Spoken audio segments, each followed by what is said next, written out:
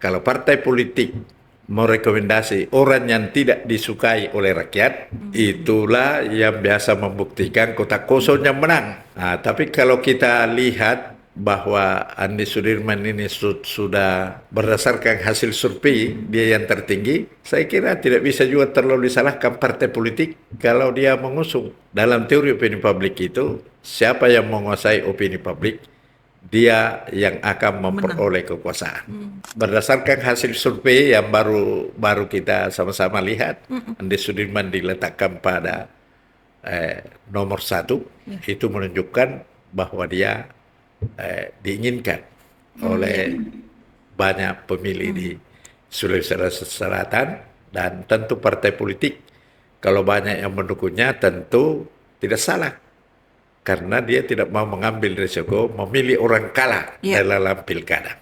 Kalau Andi Sudirman Sulaiman mendapat dukungan misalnya lebih dari 90% partai, sehingga kandidat lain tidak mencalonkan lagi, sehingga Andi Sudirman mendapat melawan kotak kosong.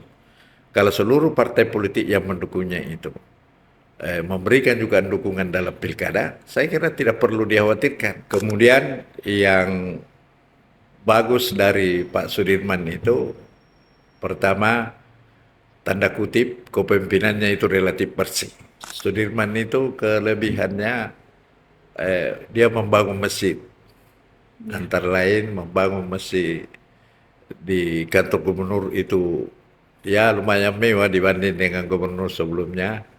Dan seperti sebelumnya itu masjid itu ya hanya tempat salatnya para pegawai. Sekarang juga seperti itu tapi lebih mewah, maksimal. Tetapi seandainya diberikan waktu sama dengan gubernur yang lainnya itu 5 tahun, saya kira kiprahnya di Sudirman itu jauh lebih banyak, jauh lebih berprestasi.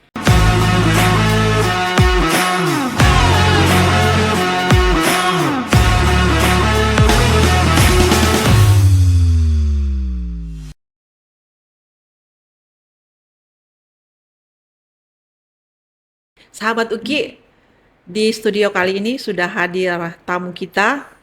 Beliau adalah Prof. Dr. Armin Arsyad MSI. Prof. Dr. Arman Arsyad dikenal sebagai akademisi di bidang politik dan sosial di Indonesia. Pernah menjabat sebagai Dekan Fakultas Fisip Universitas Hasanuddin, dan saat ini beliau guru besar di Kampus Merah Kebanggaan warga Sulsel ini. Kita sapa tamu kita, Prof. Armin Arsyad. Assalamualaikum warahmatullahi wabarakatuh, Prof. Waalaikumsalam warahmatullahi wabarakatuh. Prof, terima kasih banyak sudah hadir di podcast kita, Catatan Jurnalis Sukriansah hari ini, Prof. Ya, di tengah kesibukan Anda yang saya juga pasti terima padat. kasih dapat kepercayaan untuk duduk di studio ini. Ya, baik, Prof. Terima kasih, Prof. Jadi saya itu sempat membaca di salah satu biodata Anda, ada tertulis katanya ada kutipan favorit yang pernah Prof tulis ya. Kutipan favorit itu begini katanya. Ini sekalian konfirmasi ya, Prof. Politik adalah seni kemungkinan dan tugas kita adalah memperluas kemungkinan itu demi kemajuan masyarakat. Ya. Itu benar? Ya. Ya, itu kutipan favorit Prof Armin ya. Itu apa Prof memaknai apa dengan kutipan itu? Ya. Salah satu filsafat politik itu adalah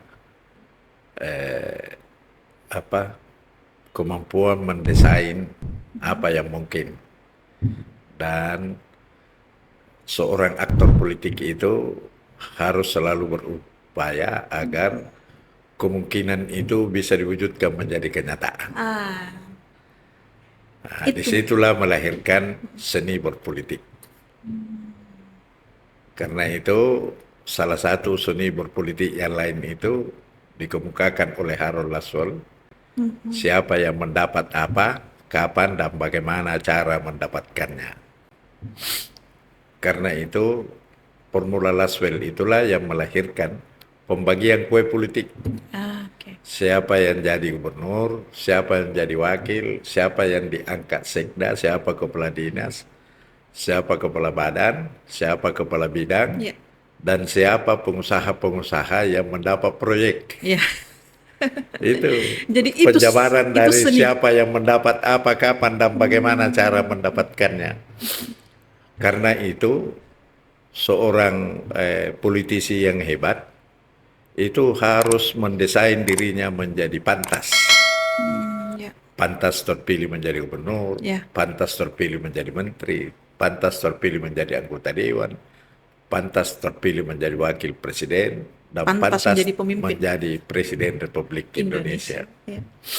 Karena itu, upaya seorang aktor itu selalu mendesain dirinya jadi pantas dan selalu berusaha membesarkan dirinya sehingga masyarakat luas menilai layak dan pantas untuk menjadi pemimpin di masa yang akan datang. Baik. Seorang calon pemimpin yang tidak memperoleh kata itu, kata layak dan pantas, tidak bakalan terpilih dalam pemilu atau dalam pilkada, Kontestasi. meskipun uangnya sangat banyak. Kalau dia dianggap tidak layak dan tidak pantas. Karena itu, seorang politisi selalu harus mendesain dirinya jadi pantas. Selalu berusaha secara perlahan-lahan tetapi pasti membesarkan dirinya. Ya, seperti saya diundang oleh Mbak Anita untuk datang di podcast ini. Ya, Prof. Saya tidak menolak, malah menawarkan diri lebih awal. Ya, Prof. Karena siapa tahu ada kegiatan lain lagi supaya diselesaikan langsung. Karena tampil di podcast ini itu antara lain salah satu upaya membesarkan diri saya. Sehingga di masa yang akan datang itu saya dilirik oleh pembagi kue misalnya. Ya. Bahwa ini pantas, ini pantas. Mendapatkan pekerjaan itu ya. Mendapat bagian yang layak Ya. dari usaha-usaha yang dia lakukan selama ini. Karena kan seorang pemimpin itu selalu mau mensejahterakan rakyat. Selalu mau menyelesaikan masalah-masalah yang dihadapi oleh masyarakat. Karena itu, kalau seorang pemimpin yang hebat itu menurut Plato, itu yang seperti seorang dokter. Yang bisa memberikan resep yang tepat untuk menyembuhkan penyakit-penyakit masyarakat. Itu pemimpin Itu yang pemimpin yang hebat menurut Plato. Dan apa yang menjadi penyakit kronis dalam masyarakat kita itu adalah kemiskinan dan kebodohan. Kalau itu yang tidak bisa diselesaikan, saya kira masalah Indonesia ini akan semakin hari semakin pelik. ya. Atau terselesaikan masalah tetapi tidak tuntas. Prof Tidak. setuju dengan Plato tadi. Saya setuju dengan Plato bahwa seorang pemimpin itu harus seperti dokter yang bisa memberikan resep yang tepat kepada Mendiagnosa. masyarakatnya. Ya. Dia mendiagnosa penyakit-penyakit masyarakat dan memberikan resep yang tepat untuk menyembuhkan penyakit-penyakit masyarakat itu. Ya. Untuk menjadi pemimpin yang seperti itu kata Plato, maka seorang pemimpin itu harus menjadi philosopher king, yaitu raja yang kuat, pintar dan bijaksana. Pemimpin itu harus kuat, pintar dan bijaksana. Itu yang dikatakan philosopher king, supaya dia bisa menciptakan resep yang tepat untuk menyelesaikan masalah-masalah yang dihadapi oleh masyarakat. Karena itu kalau menurut saya, pilkada, kabupaten, provinsi, dan pilpres itu sebenarnya kesempatan yang luas bagi seluruh rakyat untuk menentukan pemimpin yang paling hebat. Ya. Persoalannya, apakah partai politik mendorong orang hebat Ya. sehingga masyarakat siapapun yang menang pasti orang hebat yang terpilih. Atau partai politik tidak mempersembahkan calon yang seperti itu, sehingga siapapun yang terpilih ya kurang bagus lah, karena calon-calon yang ditampilkan itu kurang bagus. Sama dengan seorang anak muda yang tidak punya pacar, disodorkan sama Orang tua. orang tuanya 3 calon yang buruk. Dan dia harus pilih salah satunya Di antara yang buruk di itu. antara yang buruk itu, karena secara teoritis lebih baik bercinta dengan gadis jelek daripada bercinta dengan tante Lux. itu itu secara bercanda, tapi kalau Iya. dipikir-pikir Iya. banyak benarnya Iya. juga Iya. itu. Menarik itu, Prof. Ya, baik, Prof. Tapi sebelum kita bicara lebih banyak lagi tentang politik, saya biasanya ingin supaya sahabat UKI, penonton kita ini, tahu tentang tokoh yang kita podcast hari ini. Misalnya kita pengen tahu, Prof, boleh dong cerita bagaimana masa kecilnya Prof Armin, bagaimana Prof dibesarkan waktu itu. Mungkin itu juga menurut saya secara pribadi itu ada mempengaruhi cara berpikir sampai kemudian Prof ada sampai di titik ini menjadi seorang pakar politik gitu. Mungkin Prof bisa ceritakan kepada kami, Prof lahir di mana, besar di mana, bagaimana masa kecilnya, ada kenangan-kenangan mungkin yang bisa dibagi. Saya lahir di Taruang, tamat di SD Alut Taruang, kemudian SMP Negeri Batang tahun 1981 Itu di di Jeneponto. Jeneponto. Kemudian tamat SMA 199 Jeneponto tahun 1984. Kebetulan lulus di FISIP Unhas tahun 1984 dan selesai tahun 1989. Di dalam masa kemahasiswaan saya itu saya terpilih secara aklamasi sebagai ketua HMI Komisariat FISIP. Dan setelah selesai jabatan itu saya diamanahkan menjadi ketua Bamuswama, Badan Permusyawaratan Mahasiswa, BPM sekarang, BEM, Ya, BPM. BEM. Ya. Tahun Badan Eksekutif 1987 dan 88, selesai periode saya itu 88, Desember 88, April 89 saya selesai. Kemudian Ya. mendaftar jadi dosen di Unhas tahun 91 dan alhamdulillah diterima karena dengan pertimbangan karena saya aktivis mahasiswa yang kebetulan mahasiswa teladan FISIP pada waktu itu. Ya. Jadi dua kombinasi yang baik yang memungkinkan saya dipilih menjadi lulus menjadi dosen. Kemudian setelah saya jadi dosen, saya dapat kesempatan magang di FISIP UI. FISIP UI. Pusat Antar Universitas Ilmu Sosial Indonesia. Di Jakarta, Prof. Di Jakarta. Ya. Dan karena Unhas utusannya banyak, 6 orang, saya diamanahkan menjadi lurah magang.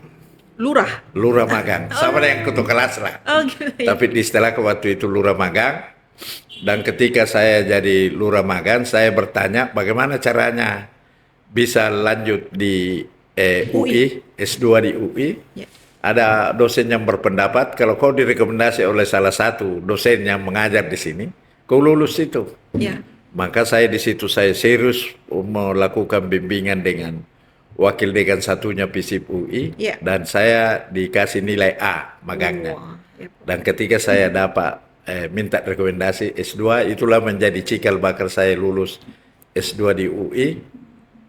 Dan ketika saya S2 di UI menjelang saya selesai, saya lihat Dr. Hasrullah itu minta rekomendasi langsung S3 sama pembimbingnya dan dikasih.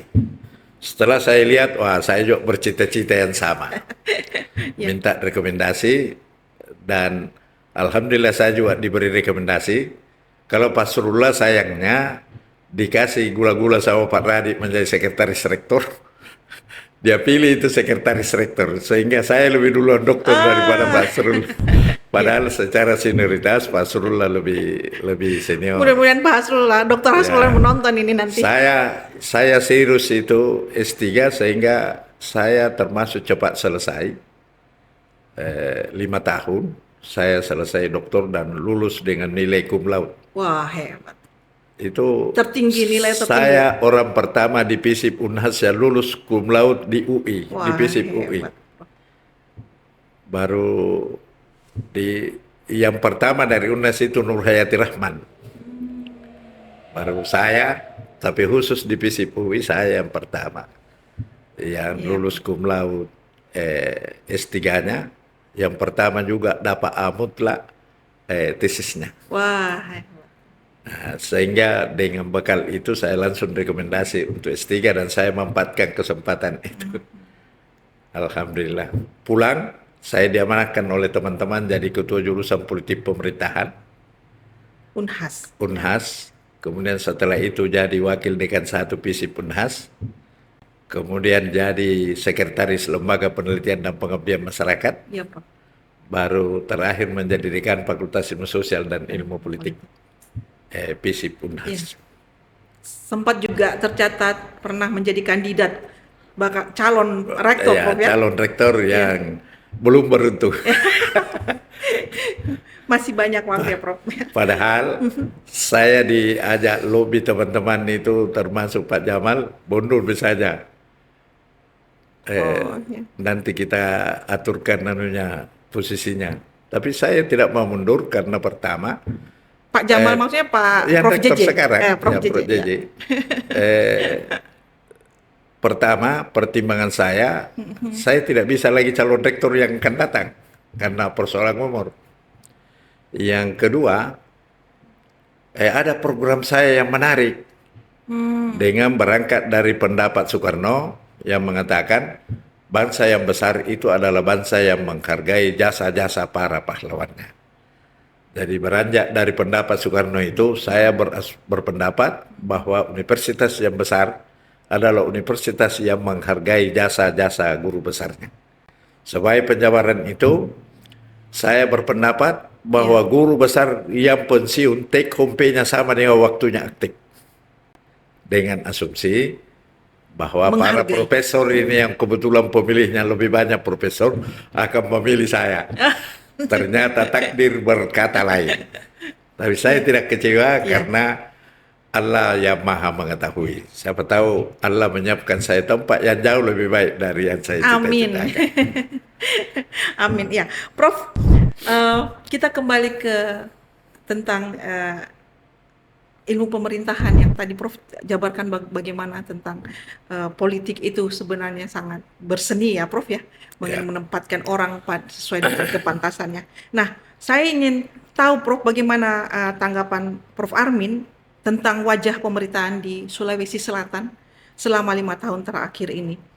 Menurut Prof Armin, apakah sesuai dengan harapan masyarakat atau ada pandangan lain Ya, selama 5 tahun terakhir ini? selama 5 tahun terakhir, saya kira ini kan 4 gubernur ini, yaitu Nurdi Abdullah, baru diganti oleh Andi Sudirman Sulaiman, baru diganti PJ Dr. Bahtiar, baru sekarang Prof Sudar. Ya. Itu 4 gubernur itu ya masing-masing memiliki gaya sendiri-sendiri. Kalau Pak Nurdin Abdullah itu mereka memiliki visi yang besar dan keberanian juga meminjam dengan visinya itu. Seperti berani membangun Twin Tower yang tidak dilanjutkan oleh Pak Sudirman karena bisa berefek pada membebani gubernur yang akan datang. Stadion yang besar, jalan tol ujung pandang Makassar Bulukumba, itu visi besar yang dilakukan, tetapi Pak Andi Sudirman ketika melanjutkan pemerintahannya tidak semuanya dilanjutkan. Yang dilanjutkan Pak Sudirman itu ya jalan Pindra menembus Endrekang. Selesai dengan Baru Suping. Nah, itu terobosan-terobosan yang dilakukan Pak Sudirman. Seko, saya kira Pak Sudirman tetap lanjutkan itu jalan Seko. Kemudian yang bagus dari Pak Sudirman itu pertama, tanda kutip, kepemimpinannya itu relatif bersih. Kepemimpinan relatif bersih. Karena itu kepemimpinan itu pimpinannya bisa bersih, tapi di bawahnya lagi biasa. Makanya itu saya katakan relatif bersih. Ya. Kemudian Pak Sudirman itu kelebihannya dia membangun masjid. Antara lain membangun masjid di kantor gubernur itu ya lumayan mewah dibanding dengan gubernur sebelumnya. Dan seperti sebelumnya itu masjid itu ya hanya tempat salatnya para pegawai. Sekarang juga seperti itu tapi lebih mewah. Ya. Lebih Jadi mewah. jadi pembangunan infrastruktur tidak semata secara fisik tapi juga secara religius. Ya yang fisik juga tapi yang spiritual Spirit. yang dilakukan oleh Pak Sudirman. Kemudian infrastruktur yang lain juga dibangun sesuai dengan aspirasi dan kebutuhan masyarakat. Kemudian yang dibangun lagi Pak Sudirman itu adalah mereka melakukan membuat perencanaan yang betul-betul apa yang menjadi harapan dan kepentingan masyarakat setempat. Apalagi dibantu oleh tim pemikir TGUPP dengan anggota tim ahlinya. Saya kira memberikan kontribusi pemikiran kepada Pak Andi Sudirman untuk melakukan kiprahnya sebagai gubernur. Sayangnya hanya kurang lebih 2 tahun.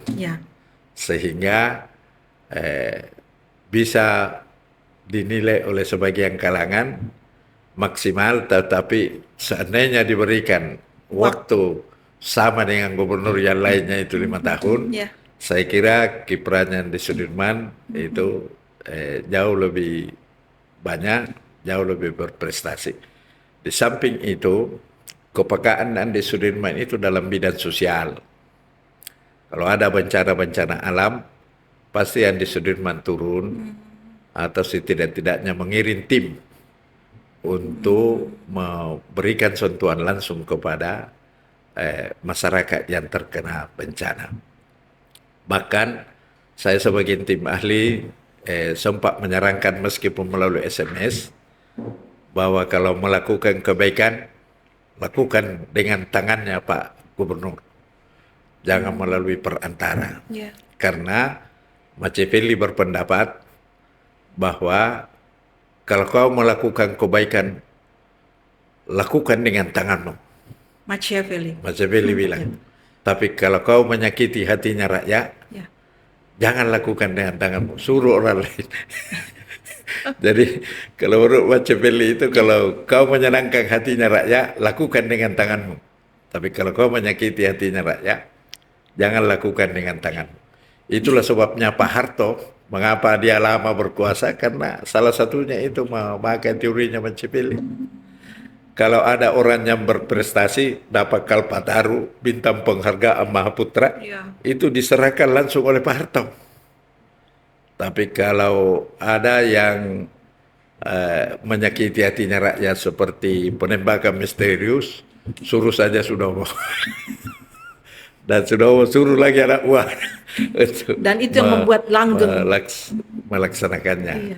Dan itu yang menurut Prof itu melanggengkan kekuasaannya. Itu salah satu aspek. Karena dalam teori Machiavelli itu dia mengatakan begini. Dalam menjalankan kekuasaan itu ada 2 cara, yaitu cara-cara manusiawi dan cara-cara binatang. Cara-cara manusiawi itu kalau orang bersalah diproses oleh polisi, jaksa, hakim, dan biarkanlah hakim memutuskan tingkat kesalahan seseorang, karena hakim itu adalah wakil Tuhan di muka bumi.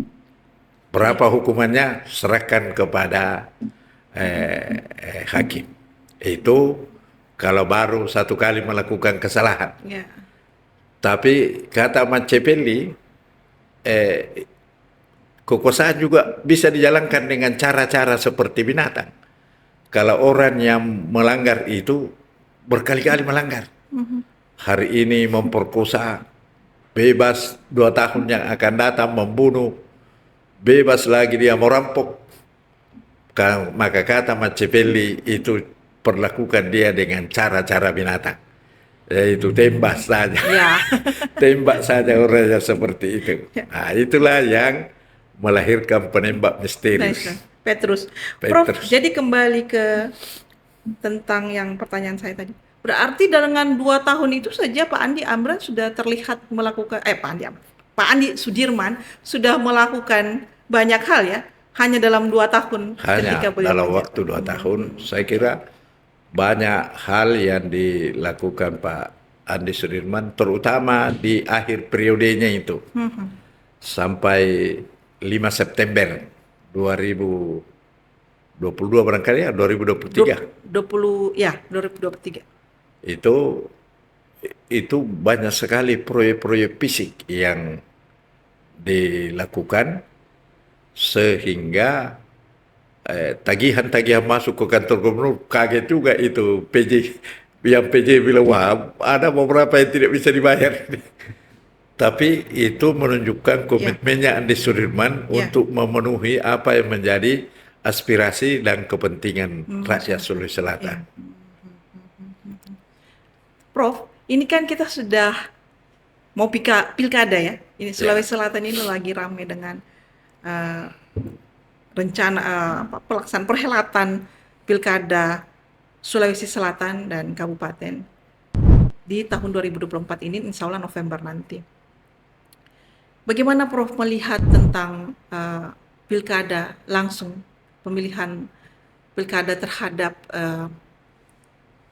Sulawesi Selatan, dampak positifnya atau adakah plus minus dari pelaksanaan pilkada langsung yang selama kurang lebih sudah 5 periode ini kita lakukan ya Prof? Iya. Termasuk di Sulawesi Selatan sendiri. Adakah perubahan baik? Saya kira pilkada langsung yang dimulai tahun 2004 atau 2005-nya? 2004. 2004 saya kira melahirkan dampak besar terutama pembangunan fisik di Sulawesi Selatan pada khususnya dan Indonesia pada umumnya. Kenapa? Karena dengan pilkada langsung ini rakyat diminta apa yang menjadi aspirasi dan kepentingannya. Kalau saya diamanahkan atau calon tersebut diamanahkan menjadi gubernur, bupati atau wali kota. Sehingga melalui penjaringan aspirasi itu, bupati, wali kota dan gubernur yang terpilih itu secara otomatis menunjukkan apa yang menjadi harapan dan keinginan masyarakat. Sehingga pembangunan infrastruktur utamanya, infrastruktur jalan itu di Sulawesi Selatan itu relatif bagus. Kalau saya mencontohkan, di masa Orde Baru, di kampung saya itu jalan-jalan desa itu hampir tidak ada yang diaspal. Tapi sekarang sampai jalan lingkungan juga diaspal. Dalam rangka memenuhi aspirasi dan kebutuhan masyarakat ketika calon bupati, calon gubernur itu berkampanye. Dan tentu sesuai dengan batas-batas kewenangan. Ya. Jadi ada komunikasi langsung ya Prof? Ada komunikasi langsung. Interaksi dengan bahkan ada bupati tertentu itu dia menerima penjaringan aspirasi pada salat maghrib antara maghrib dan isya. Jadi dia salat berjamaah di rumah jabatan misalnya, sesudah berjamaah dia terima tokoh-tokoh apa yang menjadi aspirasi dan keinginannya, dan OPD-nya itu dilibatkan. Catat itu, misalnya ada yang minta infrastruktur, PU yang catat. Ada yang minta pengairan dicatat oleh PU, ada yang minta pupuk pupuk, bibit unggul, traktor disuruh catat sama Dinas Pertanian. Ada yang minta misalnya kuda untuk diternakan, Dinas Peternakan. Ada yang minta rumput laut, dia otomatis disuruh catat sama Dinas Perikanan. Aspirasi-aspirasi yang masuk itu menjadi penjaringan. Itu efektif menurut Prof? Ya, efektif karena apa yang direncanakan oleh Pemda itu berdasarkan kebutuhan masyarakat. Dan biasanya bupati atau gubernur itu turun langsung lihat. Makanya Pak Andi Sudirman waktu dia jadi gubernur, saya sarankan jangan terlalu banyak di kantor Pak. Turun di lapangan karena di kantor itu urusan pelayanan administrasi saja, kasih sikda. Dan kalau ada yang harus Bapak setujui kan ada elektronik HP itu yang bisa kita pantau apa-apa yang perlu saya setujui dan saya tidak setuju dikatakan saja oke atau tunda dulu. Tapi tidak harus ditunggui di belakang meja karena aspirasi langsung dari masyarakat itu perlu didengarkan dan diwujudkan di dalam rencana dan pelaksanaan rencana pembangunan yang aspiratif dan sesuai dengan keinginan dan kebutuhan masyarakat banyak. Oleh karena itu, dalam Pilkada Sulawesi Selatan yang tidak lama lagi digelar, insya Allah pendaftaran ini bulan Agustus, dan pilkadanya bulan 11 November ya Prof. Saya kira Pak Andi Sudirman sebagai incumbent, saya kira itu adalah pilihan yang menarik. Kenapa? Karena dia sudah menunjukkan buktinya meskipun kurang lebih 2 tahun ya. Dia menunjukkan komitmen kerakyatannya. Dia sudah menunjukkan apa yang dia telah lakukan. Dan yang belum dia lakukan tapi dia janjikan nanti dia akan lakukan nanti ketika dia diamanahkan oleh rakyat Sulawesi Selatan. Sehingga wajar kalau hasil ada survei yang menunjukkan bahwa Andi Sudirman yang tertinggi surveinya. Kenapa? Dari sejumlah kandidat yang ada, hasil survei itu menunjukkan bahwa Andi Sudirman yang surveinya paling tinggi. Kenapa surveinya paling tinggi? Menurut saya ada beberapa pertimbangan. Pertimbangan pertama, Amran Sulaiman itu pasti paling dikenal dari semua calon. Kenapa? Karena dia secara langsung itu melaksanakan program-programnya kepada masyarakat yang menyentuh kepentingan masyarakat banyak. Yang kedua, kalau masyarakat kena bencana alam, sesuai dengan saran saya misalnya, terjun langsung, jabat tangan dengan masyarakat. Kasih bantuan, kasih perhatian, sekecil apapun perhatian itu. Yang penting, Bapak hadir, ikut di antara masyarakat. Ya, ikut menyaksikan penderitaan rakyat dan Bapak bersimpati kepadanya. Yang ketiga, sebagai gubernur tentu dia selalu tampil. Dia selalu di syuting, sehingga selalu tampil di media cetak dan elektronik. Sehingga masyarakat atau pemirsa mengetahui bahwa memang Pak Gubernur kita ini memiliki peranan yang signifikan dalam proses pemerintahan, pembangunan, dan layanan kepada masyarakat.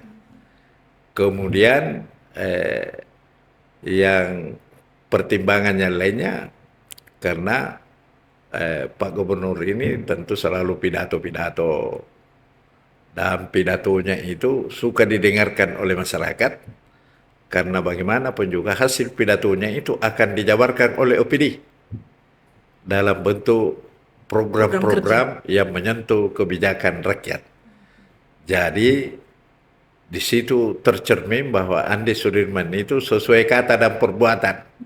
Apa yang dia katakan itu yang dilakukan oleh OPD-nya. Sehingga melahirkan trust atau kepercayaan kepada masyarakat luas, sehingga efeknya itu ketika disurvei itu dia yang paling tinggi. Efek yang lain dari suara terbanyak dari dukungan luas masyarakat itu, partai politik insya Allah akan mempercayakan lebih banyak kepada Andi Sudirman Sulaiman. Kenapa? Karena partai-partai juga tidak mau mengambil risiko memilih orang kalah, memilih orang yang kemungkinan besarnya kalah. Jadi kalau misalnya dalam perkembangannya misalnya Andi Sudirman didukung oleh semua partai atau mayoritas partai, Sehingga kalau ada partai yang tidak mendukung, tidak signifikan memajukan satu pasangan calon, Ya. yang berarti Andi Sudirman nanti melawan kotak kosong, itu wajar saja. Kenapa? Karena partai politik itu tidak mau mendukung orang kalah. Karena kalau kita mengusung orang kalah itu berefek juga pada pemilu yang akan datang. Dia tidak dimasukkan sebagai agenda-agenda dalam persekongkolan oleh gubernur terpilih nanti. Karena Anda kan tidak berkeringat di dalam proses perjuangan kami. Makanya itu kalau misalnya ada desas-desus bahwa Andi Sudirman Sulaiman akan didukung oleh mayoritas partai politik Ya. di Sulawesi Selatan untuk dicalonkan menjadi gubernur Sulawesi Selatan, itu wajar. Karena Ya. berdasarkan survei membuktikan bahwa Andi Beliau Sudirman lah yang disukai oleh masyarakat Sulawesi Selatan. Ya. Jadi Prof. Armin menganggap suatu yang wajar ketika kemudian partai politik rame-rame ingin mendukung calon yang dianggap disukai oleh rakyat. Oleh rakyat, ya. Prof, pandangan Prof. Armin soal kotak kosong itu dalam sebuah demokrasi bagaimana, Prof? Kalau menurut pandangan saya, seharusnya kalau semua partai politik mendukung satu pasangan calon, tidak usah dilakukan pilkada, langsung saja dilantik. Ya. Karena menghabis-habiskan saja uang. Kenapa? Karena partai politik itu kan pencerminan kekuatan politik. Karena secara teoritis yang pemegang kekuatan politik tertinggi itu adalah partai politik, baru aktor politik. Makanya itu aktor dan struktur itu saling mencari. Aktor yang hebat mencari struktur yang baik untuk diduduki, Ya, Prof. dan struktur yang baik menantikan aktor yang hebat dan berkualitas untuk dia diduduki. Jadi dalam teori struktur fungsional, aktor dan struktur itu saling mencari. Aktor yang baik mencari struktur yang baik, dan struktur yang baik selalu menantikan aktor yang hebat. Sama dengan cewek cantik selalu menunggu cowok gagah yang menggodanya, dan cowok gagah selalu mencari cewek cantik untuk dia goda. Itu saling membutuhkan, saling mencari. Itu kalau partai politik sungguh-sungguh melihat apa yang menjadi harapan dan aspirasi konstituennya. Prof, tadi yang Prof bilang bahwa kenapa tidak dilantik langsung kalau misalnya, apakah undang-undang kita memungkinkan yang Prof bilang itu tadi bahwa misalnya ada calon tunggal, akhirnya partai memilih satu saja, apakah bisa seperti itu, Prof? Undang-undang Begini, memungkinkan? undang-undang tidak mengatakan begitu. Ini pendapat bebas saja dari saya. Okay. Ya. Dengan pertimbangan bahwa kalau partai politik secara nyata mengeluarkan rekomendasinya berdasarkan harapan dan aspirasi masyarakat konstituennya, maka kalau mayoritas partai politik merekomendasi salah satu pasangan calon, berarti pemilihnya juga dong akan akan memilih pasangan calon yang diusung oleh partai itu. Tetapi ada tetapinya. Kalau partai politik merekomendasi orang yang tidak disukai oleh rakyat, itulah yang biasa membuktikan kotak kosong yang menang. Nah, itu makanya harus hati-hati dulu. Nah, tapi kalau kita lihat bahwa Andi Sudirman ini sudah berdasarkan hasil survei dia yang tertinggi, saya kira tidak bisa juga terlalu disalahkan partai politik kalau dia mengusung Andi Sudirman Sulaiman dengan pasangannya untuk menjadi calon gubernur dan wakil gubernur Sulawesi Selatan. Dan siapa yang dapat dukungan luas dari partai itu mencerminkan opini publik. Opini publik. dalam teori opini publik itu, siapa yang menguasai opini publik, dia yang akan memperoleh kekuasaan. Menurut Profesor A.S. Ahmad almarhum, dia mengatakan, barang siapa yang menguasai opini publik dan mampu dia manfaatkan opini publik itu, maka dia yang akan berkuasa. Ya. Prof, Karena itu dengan opini publik ini membentuk mainstream, arus. Di mana arus kuat itu bergulir dalam arti mainstreamnya, dia akan menarik sepertiga orang yang ragu-ragu untuk masuk di dalam mainstream itu. Yang saya maksudkan yang ragu-ragu itu yang berdiri di perbatasan. Ya. Berdiri di perbatasan. Maksudnya swing voter itu, Prof? Ya, bisa swing voter, bisa juga yang memang ragu-ragu antara calon satu dan calon lainnya. Oke. Siapa yang terbentuk mainstreamnya, opini publik di mana berpihak, itulah yang menang. Karena sebagian yang ragu-ragu itu akan bergabung dengan mainstream, arus dengan yang kuat. arus yang kuat itu. Iya. Begitu hebatnya yang namanya mainstream itu, sehingga banjir itu sampah saja dia hanyutkan. Rumah yang menghalang-halangi jalannya dia hanyutkan. Analoginya ya, Prof, ya. Begitu pentingnya itu namanya mainstream. Dalam penciptaan arus dan opini publik dalam pilkada. Itu penting itu direbut oleh calon. Dan berdasarkan hasil survei yang baru kita sama-sama lihat, Andi Sudirman diletakkan pada nomor 1, itu menunjukkan bahwa dia diinginkan oleh banyak pemilih di Sulawesi Selatan, dan tentu partai politik kalau banyak yang mendukungnya tentu tidak salah, karena dia tidak mau mengambil risiko memilih orang kalah dalam pilkada. Prof, apakah Prof melihat adakah semacam bahaya ketika orang hanya calon tunggal saja dengan kotak kosong yang dimungkinkan oleh undang-undang itu terjadi dalam demokrasi kita, bahwa misalnya satu calon tunggal dengan berhadapan dengan kotak kosong. Ada nggak itu Prof melihat situasi riskan atau istilahnya plusnya atau minusnya bagi subjek yang berhadapan langsung dengan kotak kosong nanti? Kalau melawan kotak kosong, pertama money politik kepada rakyat tidak terlalu banyak. Ya. Karena bukan orang yang dia lawan, benda mati, yaitu kotak kosong yang tidak bisa kampanye. Betul. Paling yang kampanyekan itu orang-orang yang mau menjadi calon jika kotak kosongnya menang. Tapi secara secara kasat mata itu tidak ada tim suksesnya itu, tidak ada tim suksesnya kolom kosong itu, kotak kosong itu. Jadi pasangan Andi Sudirman Sulaiman ya tinggal berbaik-baik saja kepada pemilik suara. Misalnya cuma satu ya, Prof. Berbaik-baik ya tentu dengan kompromi-kompromi tertentu. Misalnya ada calon A, di mana kepentingannya,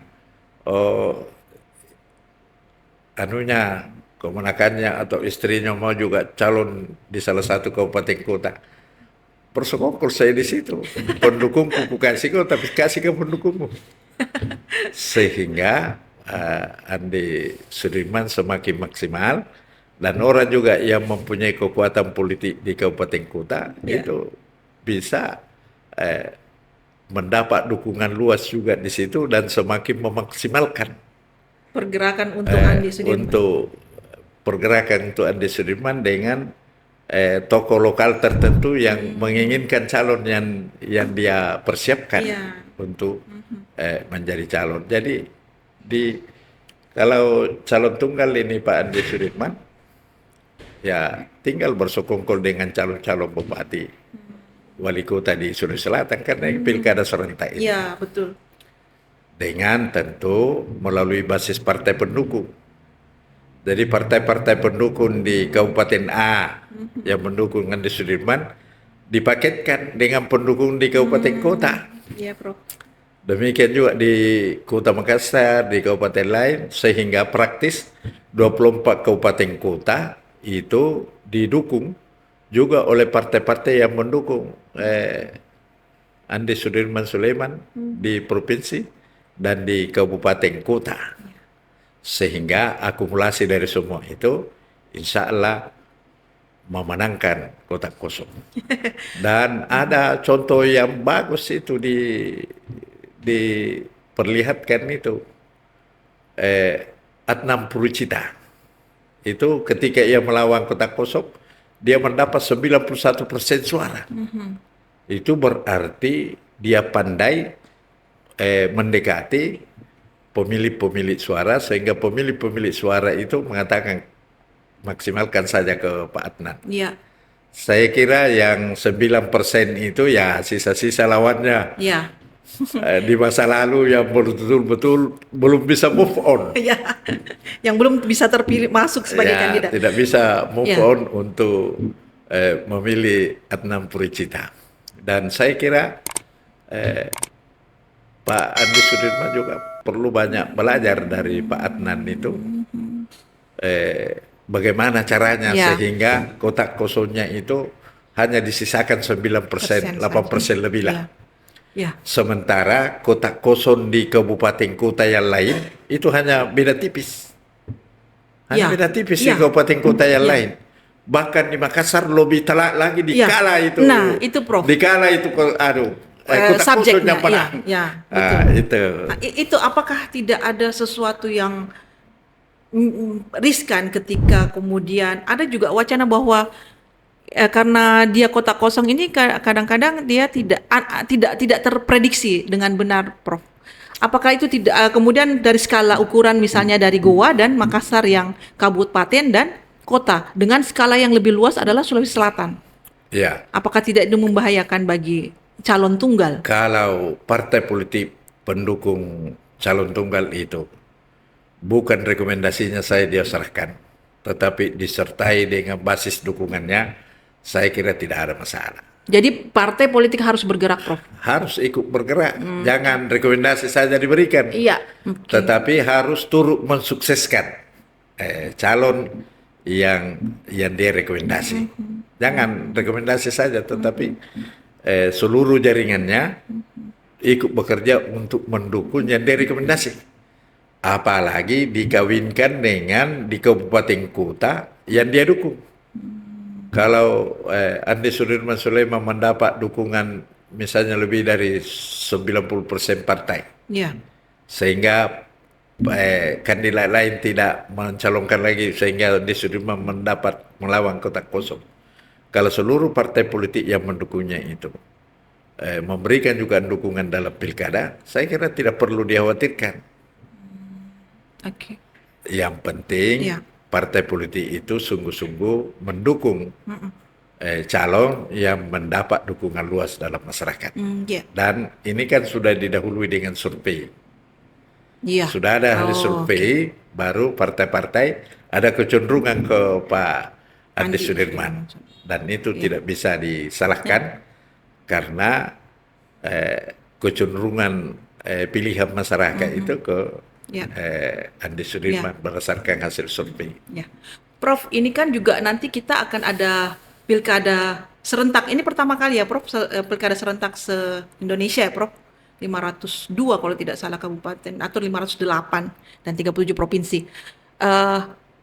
Bagaimana pandangan Prof terhadap pilkada serentak ini yang mungkin juga akan dialami oleh kabupaten-kabupaten kita di Sulawesi Selatan? Saya kira dengan pilkada serentak ini yang paling pertama itu KPU Provinsi efisien. Karena tidak berkali-kali melakukan pilkada. Ya.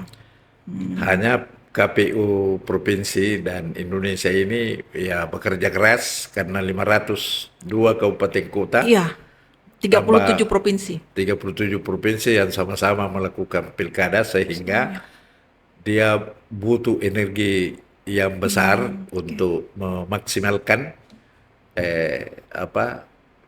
memaksimalkan energinya untuk melaksanakan pilkada serentak itu. Tapi dari segi efisiensi, efisien. Secara keuangan sangat. Yang kedua, Ya. pemilih yang pindah-pindah itu akan kesulitan karena dia sudah dikasih tanda misalnya jarinya dengan tinta yang susah dihilangkan, Ya betul, Prof. sehingga menyulitkan dia untuk double memilih. Oke. Sudah sulit lagi misalnya menjelang pilkada atau hari H pilkada ada 10 perahu datang Ya. merapat dan melakukan pemilihan, itu Ya. sudah susah. Ya. Karena menyeberang dari gua misalnya ke Makassar Ya, atau Prof. Makassar ke gua, ya tim suksesnya yang di Makassar marah kalau dia ke gua, demikian sebaliknya. Ya. Kemudian kalau KPU semuanya berintegritas dengan Bawaslu berintegritas, saya kira mereka akan disemprit oleh petugas-petugas yang berintegritas itu Ya. untuk tidak melakukan pemilihan 2 kali. Ya. Oke. Prof, kalau menurut Prof, saat ini pemerintah yang bagaimana yang sekarang dibutuhkan oleh Sulawesi Selatan? Karena Sulawesi Selatan ini kan penghubung ya, Prof. Kota penghubung dari Indonesia Timur dan Indonesia Barat. Pemimpin seperti apa yang kita butuhkan di Sulawesi Selatan ini? Ya, menurut hemat saya, pemimpin yang dibutuhkan oleh Sulawesi Selatan itu yang pertama yang bisa memajukan Sulawesi Selatan. Yang kedua, menjadikan Sulawesi Selatan itu sebagai pintu gerbangnya Indonesia, karena dari mana-mana saja Sulawesi Selatan itu dekat ke Jakarta, dekat ke Jawa, dekat ke Kalimantan, dekat ke Papua, Maluku, dekat ke Sumatera, dibanding dengan Jakarta. Kemudian harus dikembalikan itu suasana pelabuhan Makassar itu menjadi pelabuhan internasional. Karena dalam sejarah itu 400 tahun yang lalu, ketika Raja Goa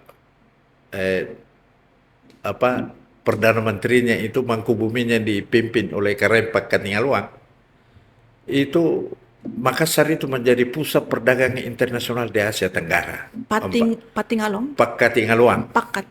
Karempak Katingaluang. Yep. Begitu hebatnya Karempak Katingaluang memimpin itu perdagangan internasional di Asia Tenggara. Karempak Katingaluang itu menguasai 12 bahasa asing. Dan menurut saya Karempak Katingaluang itu mengalahkan seluruh dekan sastra di seluruh dunia. Karena 12 bahasa asing. Ilmunya laduni itu, Prof. Ya meskipun tentu bahasa pasar, bukan bahasa saintifik. Iya, conversation ya, Prof. Ya, tapi setidak-tidaknya perdagangan bisa berlangsung. Luar biasa. Bisa menjadi perdagangan internasional. Mengapa Makassar itu menjadi pelabuhan internasional di Asia Tenggara 400 tahun yang lalu? Karena memang kondisi geografisnya Laut Makassar itu, Selat Makassar itu dalam. Ya, Prof. Sehingga tidak perlu dikeruk seperti Tanjung Priok dan Tanjung Perak harus dikeruk setiap tahun. Ya. Karena dangkal. Kalau Laut Makassar itu, nanti pelang-pelang kapalnya itu nanti mau merapat. Sampai hari ini, Prof? Sampai hari ini.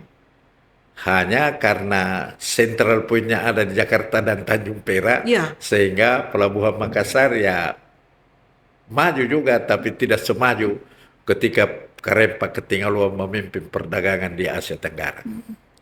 Ketika Makassar menjadi pusat perdagangan internasional di Asia Tenggara. Jadi sebelum Indonesia merdeka itu Makassar maju. Makassar maju karena pelabuhannya yang dalam, dan Makassar itu berada di tengah-tengah Nusantara. Itulah sebabnya Syahrul Yassin Limpo mencanangkan center point of Indonesia, menjadikan itu pantai Losari itu menjadi center point Of of Indonesia Indonesia. yang membangun istana di situ. Hanya Jokowi tidak mau pindah ke sini. Prof, masih memungkinkankah misalnya Sulawesi Selatan yang Prof harapkan itu bisa seperti yang Kareng Patinggaluang tadi ya, Prof? Masih Maksudnya menjadi internasional, perdagangan internasional. bisa. Yang penting political will Oke. dari pemerintah bahwa Makassar itu dijadikan sebagai pusat perdagangan internasional di Asia Tenggara, Oke. utamanya kalau eh, apa barang-barang itu yang melalui laut itu sangat potensial untuk transitkan di Makassar. Setelah itu baru di Makassar didistribusikan ke seluruh pelosok tanah air dari Sabang sampai Merauke, karena Makassar itu kebetulan berada di tengah-tengah Nusantara. Prof, apakah kandidat gubernur kita nanti, bakal calon gubernur kita itu memungkinkan untuk melakukan yang harapan Prof itu tadi? Cita-cita ya? Saya kira memungkinkan. Yang penting dia punya political will untuk itu, sehingga dia misalnya berusaha memainkan peranan di ASEAN, memainkan peranan perdagangan di Asia Pasifik, dan kalau perlu di dunia. Dan apalagi kalau kandidatnya itu punya pengalaman internasional. Pak Andi Sudirman kan pengalaman internasional yang ada karena dia sebelumnya bekerja di perusahaan asingnya. Itu salah satu pengalaman internasional yang dapat membantu melakukan hubungan-hubungan internasional. Apalagi di era otonomi daerah saat ini yang lebih diperluas, bisa saja gubernur sebagai intermediari dalam penyelenggaraan pemerintahan daerah bisa mensinergikan seluruh potensi yang ada di Sulawesi Selatan untuk didrive dan dikembangkan sehingga bisa menjadi komoditas ekspor yang laku di pasar global. Itu dibutuhkan kepemimpinan seorang gubernur. Oleh karena itu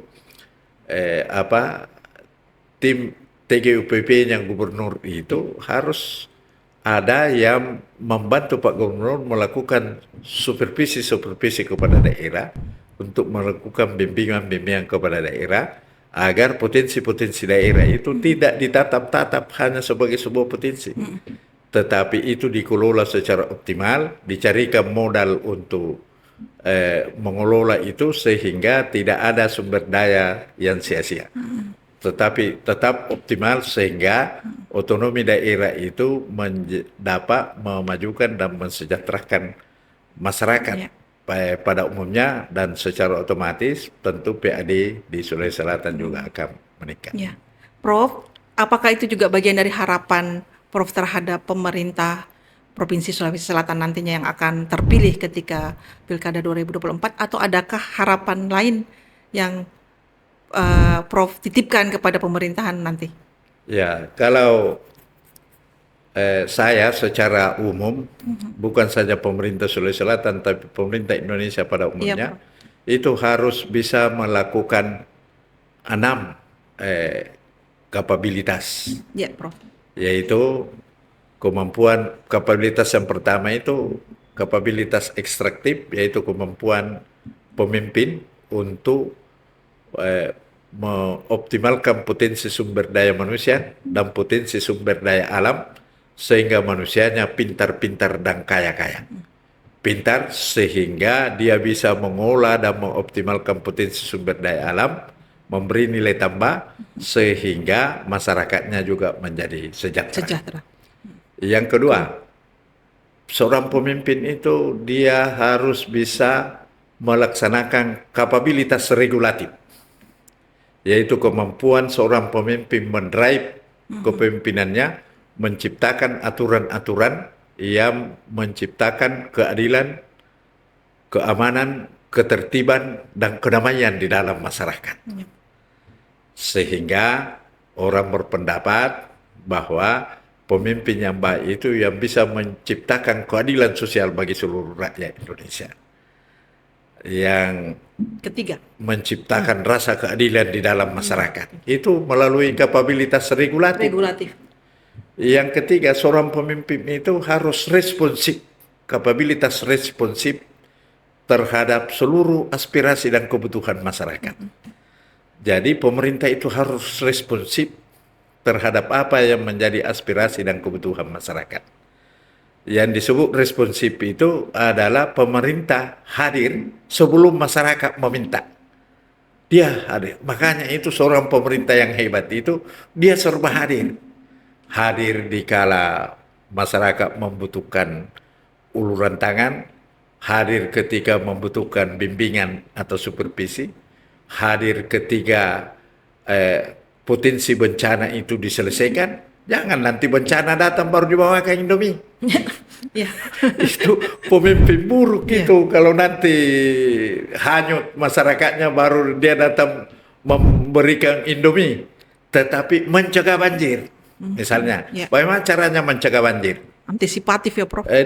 Seorang pemimpin itu harus membuat cek dam yang potensi banjirnya tinggi. Sehingga kalau hujan, cek damnya dipakai menampung air hujan. Dan kalau berhenti hujan tapi potensinya masih ada, dibuang sesuai dengan kapasitas sungai. Itu yang dilakukan oleh Nurdi Abdullah di Bantaeng. Ya. Ketika Nurdi Abdullah kampanye di Bantaeng itu, air itu sampai di pusarnya Nurdi Abdullah. Apa dia bilang Nurdi Abdullah?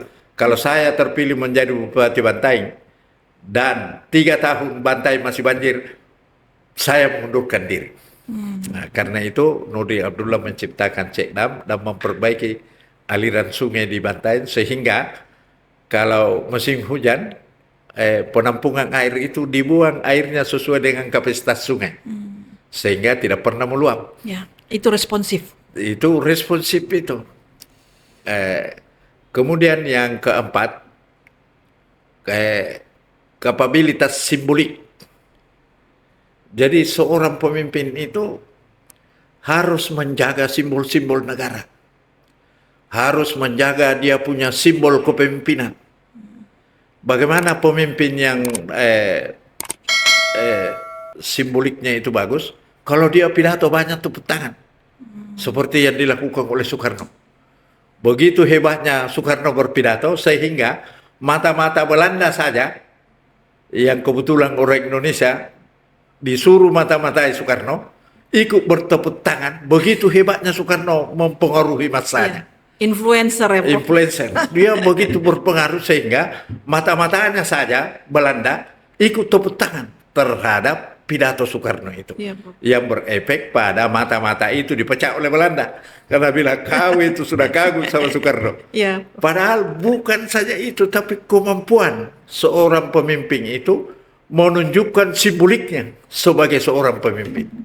Makanya itu kapabilitas simbolik itu otomatis melentur ketika gambarnya pimpinan itu dibakar, di simbolnya itu fotonya dibakar dan sebagainya. Tidak dihargai. Ketika seperti Soeharto menjalan dia jatuh dari kursi kepemimpinannya. Ya. Kemudian ada kapabilitas internasional. Itu kelima, Prof. Ya, kapabilitas internasional itu adalah kemampuan pemimpin itu melakukan hubungan dengan negara lain atau kalau provinsi itu dengan daerah-daerah lain, sehingga setiap dia berhubungan dia untung dari hubungan itu, bukan dia dirugikan.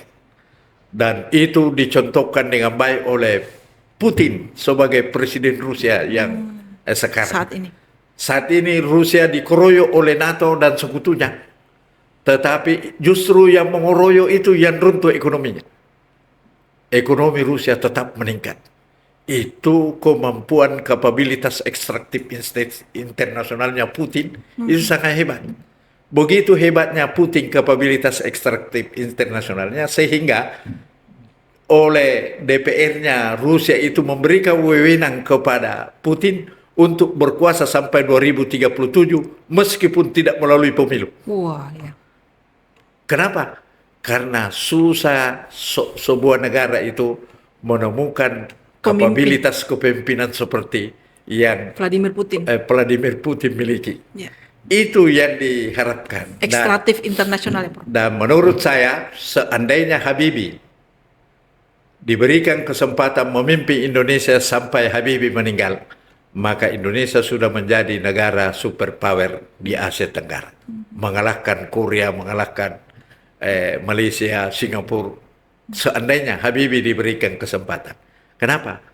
Karena Habibie adalah presiden tercerdas di seluruh dunia yang tidak bisa dibodoh-bodohi dalam pembicaraan empat mata.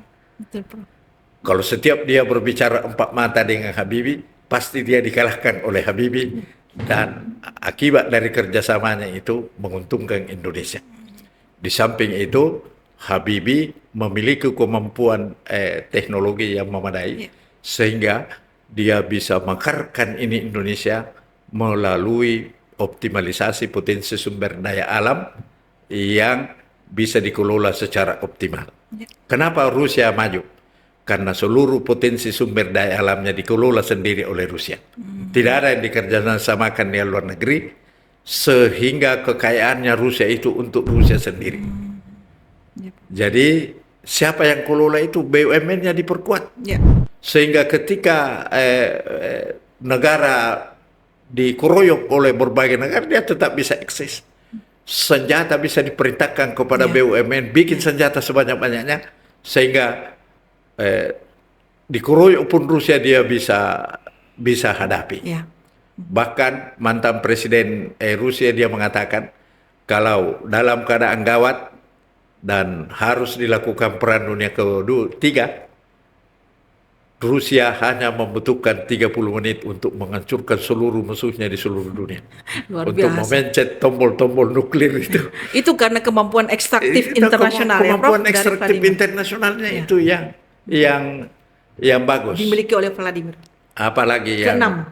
kapabilitas yang keenam itu adalah kapabilitas distributif, yaitu kemampuan sistem politik itu atau pemimpin untuk mendistribusikan kekayaan negara kepada seluruh rakyat Indonesia, sehingga tercipta keadilan sosial bagi seluruh rakyat Indonesia. Tidak ada gap yang terlalu jauh antara si kaya dan si miskin. Itulah yang dijabarkan oleh Pak Harto itu melalui konsep 8 jalur pemerataan. Dan kapabilitas distributif itu tercermin di dalam penyusunan APBN dan APBD, yang mana aspek-aspek yang dibutuhkan oleh rakyat, sehingga rakyat itu bisa terdrive dia punya ekonomi. Pembangunan apa yang dilakukan sehingga masyarakat itu merasa membutuhkan itu pembangunan. Tersambung itu sentra-sentra ekonomi, sehingga ekonomi kerakyatan itu sungguh-sungguh terbangun, sehingga pemerintah itu hanya menjadi katalisator. Mempercepat, katalisator itu kan fungsinya mempercepat terjadinya reaksi, tetapi ia sendiri tidak ikut bereaksi. Yang bereaksi masyarakat. Masyarakat saja yang membangun dirinya, menyelesaikan masalahnya, dan seluruh kebutuhannya bisa terpenuhi melalui pemenuhan anggaran oleh APBN dan APBD yang disusun baik oleh pemimpin kita berdasarkan aspirasi, kebutuhan, dan kepentingan masyarakat. Baik, Prof. Terima kasih banyak atas waktunya. Luar biasa tadi perbincangannya, banyak sekali isinya. Mudah-mudahan menjadi pembelajaran bagi kami di catatan jurnalis dan para pemirsa jurnalis catatan jurnalis Sukriansah. Mudah-mudahan kita bisa bertemu kemudian di lain waktu ya, Prof. Ya, makasih banyak atas kehadirannya. Saya juga mengharapkan seperti itu, karena ini juga merupakan media bagi saya untuk turut membesarkan diri. Insya Allah, Prof. Ya, baik, sahabat UKI, demikian tadi perbincangan kami dengan Prof. Dr. Armin Arsyad. Semoga bermanfaat bagi Anda pemirsa. Sampai bertemu lagi dengan kami. Saya Anita Amir. Assalamualaikum warahmatullahi wabarakatuh.